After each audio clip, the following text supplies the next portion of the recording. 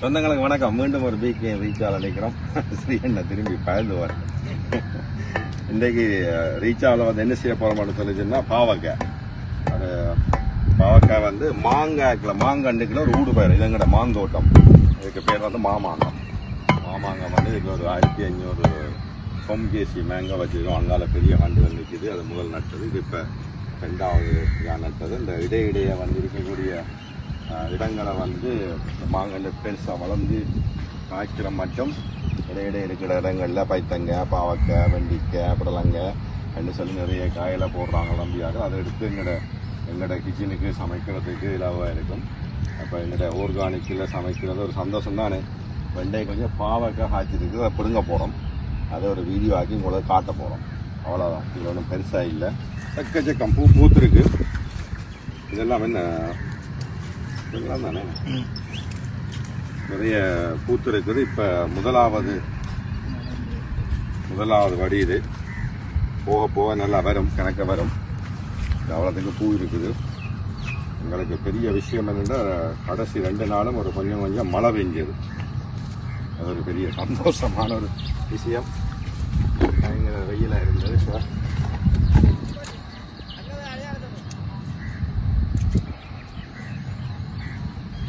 சின்ன சின்ன காய் தான் நான் நல்ல டேஸ்ட்டாக இருக்கணும்னு நினைக்கிறேன்.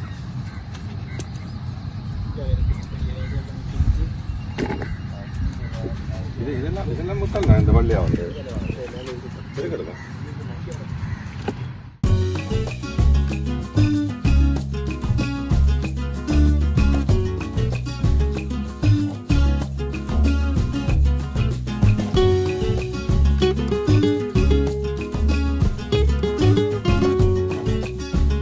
நல்ல பதமாயி நல்ல பெருசாயம் வந்திருக்கு பாருங்க. ஒரு சூத்த ஒன்றும் இல்லை. இயற்கையான பசலை, இயற்கையான பச்சம்.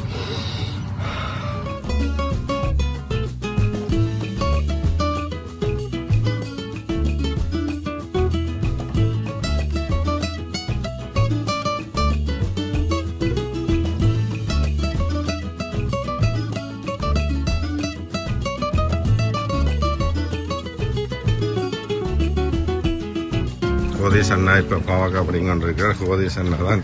இந்த பாருங்க எவ்வளோ பூத்து கிடக்குன்னு பாருங்க. கோதேஷ் அண்ணா தான் இந்த பாவக்காய்க்கு எல்லாம் ஐயா நல்ல பெரிய பாவக்காய் கொண்டு வரீங்க நீங்கள். ஓகே, இந்த இதுக்குள்ள எல்லாம் கிடக்கு கணக்கு. இது மரங்களை நட்டு மரத்தில் போட்டு கிடக்குது.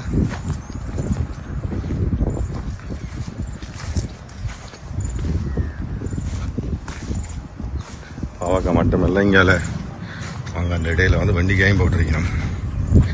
வெண்டியும் நல்லா சளைச்சி வருது, காய்க்க தொடங்குது. நான் நினைக்கிறேன், நான் ஏற்கனவே உங்களை வெண்டிக்காய் அப்படிங்க கேட்கல வீடியோ போட்டிருக்கிறேன். கணக்க வண்டிகள் பூத்து நிற்குது. ஸோ இது இந்த இடையிடையே கொஞ்சம் மரக்கறிகள் செஞ்சு இங்கே இருக்கக்கூடிய எங்களோட உணவகங்கள், எங்களோட வேலையாட்களுடைய சாப்பாடுகளுக்கு இதெல்லாம் பயன்படுத்துகிறோம். வெளியில் மரக்கறிகள் வேண்ட தேவையில்லை. பாவக்காயெல்லாம் இப்போ 700-800 ரூபா போகுது. ஸோ இந்த மாதிரியான விஷயங்களை நீங்களும் வெரைக்கில் வந்து பார்க்கலாம். ரீச்சாவில் இன்ட்ரெஸ்டிங்காக இருக்கும்.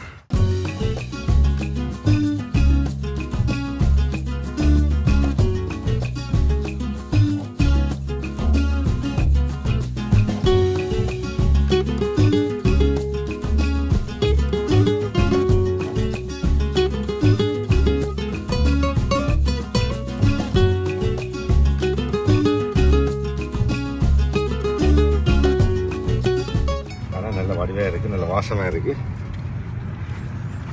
இதுதான் ரீச்சானுடைய பாவக்காய். ஒரு பெரிய தோட்டங்கள் செய்கிற ஆக்கள் இருப்பீங்க. இது என்ன சின்ன தோட்டத்தில் ஒரு கொஞ்சம் பாவக்காய் வச்சுட்டு ஷோ காட்டுறது இல்லை. இயற்கையான உரத்தில் தயாரித்த பாவக்காய் டேஸ்ட் வந்து கூடவாக இருக்கும். கெமிக்கல் எதுவுமே பாவிக்கல. மற்ற இது வந்து ஒரு இடங்கள்லையும் வந்து ஊடு பயிராக போட்டு கொஞ்சம் வேலை செஞ்சுருக்குது. அதில் வந்து இன்றைக்கு பாவக்காய், பைத்தங்காய் எனக்கு பிடிங்க கிடக்குது. ஸோ இன்றைக்கு நான் பழத்தோட நிப்பாட்டுறேன். நீங்கள் மிச்சத்தை பிடுங்குவோம். இந்த பழத்தை இதில் இருந்து வர கொட்டை எடுத்து வையுங்கோ. என்றால் வித முக்கியம்.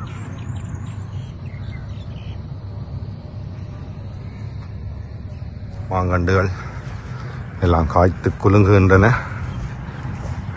ஆள் செல்லும் வெட்டுறதுக்கு பழக்கிறதுக்கு அதெல்லாம் இருக்கு. அவங்களுக்கு ரீச் அந்த மாந்தோட்டத்துக்கு காட்ட தான் வேணும். அந்த மஞ்சள்னு ப்ரௌனாக தெரிகிறது வந்து மாங்காயில் வந்து பேக் போட்டு கட்டியிருக்கணும். இந்த பூச்சிகள் பறவைகள் வந்து கொத்தாமல் எல்லாம் இருக்கிறதுக்கு. இந்த இதுலேயும் பார்த்தீங்கன்னா ஒரு மரக்கறி பிடுங்கி வச்சிருக்கணும் இன்றைக்கு சமையலுக்கு.